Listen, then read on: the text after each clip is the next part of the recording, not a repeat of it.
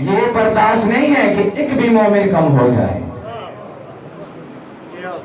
علی نے کیا کہا کہ 70 پشتوں تک پرکھا۔ نبی نے خدا نے دعا کی، پروردگار میری قوم پہ عذاب نازل فرما، میری قوم پہ عذاب نازل فرما۔ وجہ بتائی، میں نے پرکھ لیا ان کی نسلوں میں اب کوئی بھی سوائے کافر کے آنے والا نہیں۔ تو پروردگار نے کہا ٹھیک ہے نوح، ہم نے تیری دعا کو قبول کر لیا۔ قرآن کی آیت ہے لقد نادانا نوح، نوح نے ہمیں ندا دی، نوح نے ہمیں پکارا، نوح نے ہم سے دعا کی۔ فلنعم المجیبون، ہم بہترین پکار سننے والے ہیں، ہم بہترین پکار سننے والے ہیں۔ اور پھر کہا فنجیناہ واہلہ من الکرب العظیم، ہم نے نوح کو اور نوح کی اہل کو کرب عظیم سے نجات دے دی۔ ایک نتیجے تک لے کے جانا چاہ رہا ہوں، خدا کی قسم اگر پچھلی گفتگو کو ذہن میں رکھیں گے تو نتیجے کا لطف آئے گا۔ اللہ نے کیا کہا فنجیناہ، ہو نوح کو، واہلہ اور نوح کی اہل کو، من الکرب العظیم، ہم نے عظیم مصیبت سے نجات دے دی۔ کس کو دی اب نجات؟ نجات کس کس کو دی؟ گھبرائے بیٹھے ہیں، کس کس کو دی نجات؟ نوح کو اور نوح کی اہل کو۔ فنجیناہ واہلہ من الکرب العظیم، ہم نے نوح کو اور اس کی اہل کو کرب عظیم سے نجات دے دی۔ تو پروردگار، یہ تو سورہ نوح کی آیت تھی نا، سورہ تحریم میں فرماتا ہے بسم اللہ الرحمن الرحیم ضرب اللہ مثلا للذین کفروا امرأۃ نوح و امرأۃ لوط۔ امرأۃ لوط، اللہ نے کچھ مثالیں ان لوگوں کے لیے جو کفر والے ہیں رکھ دی۔ کس کس کی مثال؟ نوح کی بیوی کی مثال، لوط کی بیوی کی مثال۔ کس کس کی؟ نوح کی بیوی کی مثال اور لوط کی بیوی کی مثال۔ آگے آیت بڑھتی ہے آگے کہتا ہے فخانتاہما، اور یہ قرآن کی آیت کا ترجمہ ہے کہ وہ دونوں بیویاں ہمارے 2 صالح بندوں کی بیویاں تھیں۔ فخانتاہما، لیکن ان دونوں عورتوں نے ہمارے بندوں کے ساتھ کی خیانت، ہمارے بندوں کے ساتھ کی خیانت۔ پھر ہمارے نبی، آپ کو پتہ ہے نبی رحم دل انسان ہوتا ہے، نبی خدا نے دعا کی پروردگار جو بھی ہے تو میری بیوی نا، اسے بخش دے۔ پروردگار کا جواب آیا فلم یغنیا عنہما من اللہ شیئا، اللہ ان کو ہرگز معاف نہیں کرے گا۔ وقیلا ادخلا النار مع الداخلین، تم دونوں عورتیں جہنم میں داخل ہونے والوں کے ساتھ داخل ہو جاؤ۔ ایک نتیجہ دینا چاہ رہا ہوں، پچھلی آیت میں سورہ نوح میں اللہ نے کہا ہم نے نوح کو بھی نجات دے دی، اس کی اہل کو بھی نجات دے دی۔ اس آیت میں سورہ تحریم میں کہہ رہا ہے نوح کی بیوی ہلاک ہو گئی، نہیں سمجھ رہے؟ وہاں کہا ہم نے نوح کی اہل کو نجات دے دی، وہ بھی قرآن یہ بھی قرآن۔ پہلے کہتا ہے ہم نے نوح کے اہل کو نجات دے دی، پھر کہتا ہے ہم نے نوح کی بیوی کو ہلاک کر دیا۔ پہلے کہا ہم نے اہل کو نجات دے دی، جب تک پہنچے گی نہیں میں آگے یہی جملہ دہراتا رہوں گا۔ ہم نے نوح کی اہل کو نجات دے دی، نوح کی بیوی کو ہلاک کر دیا۔ تو پتہ چلا اللہ ہمیں معیار دے رہا ہے کہ دیکھو اگر تم نے اہل دیکھنے ہو تو دیکھو ہر کوئی ہو سکتا ہے، بیوی نہیں ہو سکتے۔ ارے آج تک مسلمانوں کو اہل بیت کا مسئلہ حل نہیں ہوا، اللہ نے حل کر دیا، کہا دیکھو نوح کی اہل بچ گئی، بیوی ہلاک ہو گئی، تو اللہ نے کہہ دیا دیکھو ام المومنین ہونا کافی نہیں ہے، دل میں ایمان ہونا شرط ہوا کرتا ہے۔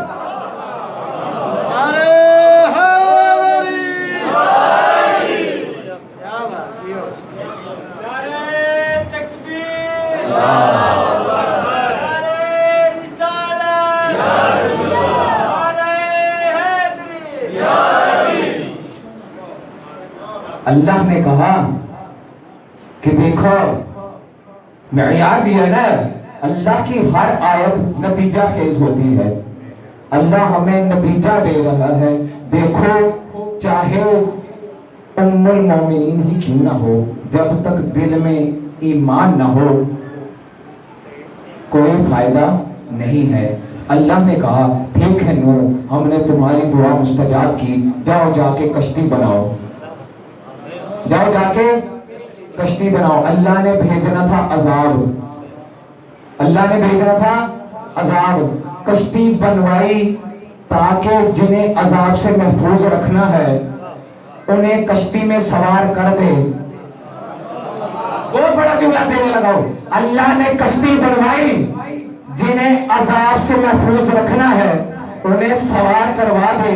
اب اگر محمد عربی بول بول کے کہتے رہے مثل اہل بیتی کمثل سفینۃ نوح، دیکھو میری اہل بیت کی مثال نوح کے سفینے کی مثال ہے، تو پتہ چلا رسول بھی کہتے رہے کہ دیکھو اللہ عذاب نازل کرے گا، عذاب سے بچ رہا ہے تو اہل بیت کا دامن تھام لو۔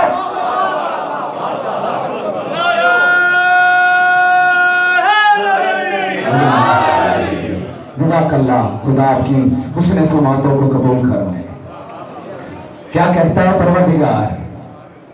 اللہ نے کیا کہا؟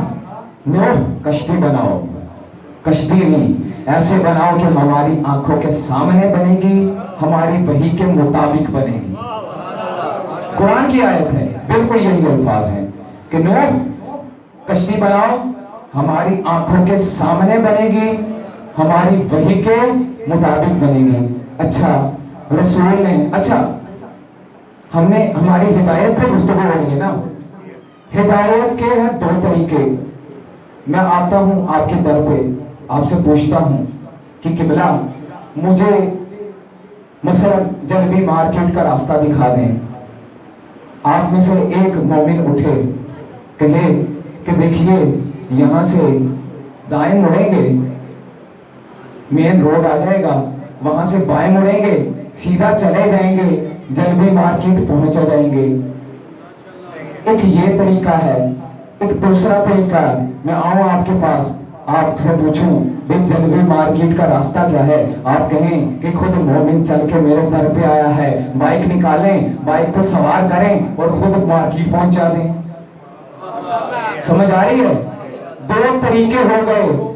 مقصود یہ ہے اس بتانے کا کہ یہی دو طریقے تھے جو انبیاء نے اپنائے کہ دیکھو ایک کم 1,24,000 انبیاء جب تک بتاتے رہے دیکھو نجات کا راستہ یہ ہے، ایک کم 1,24,000 انبیاء بتاتے رہے کہ دیکھو نجات ایسے ملے گی، یہ کرتے چلے جاؤ نجات پا جاؤ گے، لیکن واحد ہستی ہے محمد جس نے دوسرا طریقہ اپنایا، کشتی سجا کر کہا اس میں سوار ہو جاؤ نجات پا جاؤ گے۔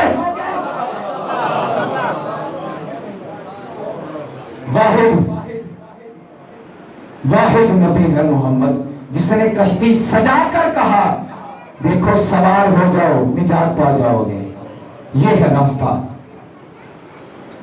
اب رسول نے جو کشتی دکھائی ہے وہ کشتی ہے کون سی؟ ابھی آپ کے سامنے حدیث کا تذکرہ کیا ہے، حدیث بیان کی نا رسول اکرم کی، وہ ایک جملہ ہے، ابھی وہ نامکمل ہے۔ رسول فرماتے ہیں مثل اہل بیتی کمثل سفینۃ نوح من رکبها نجا ومن تخلف عنها غرق وہوا۔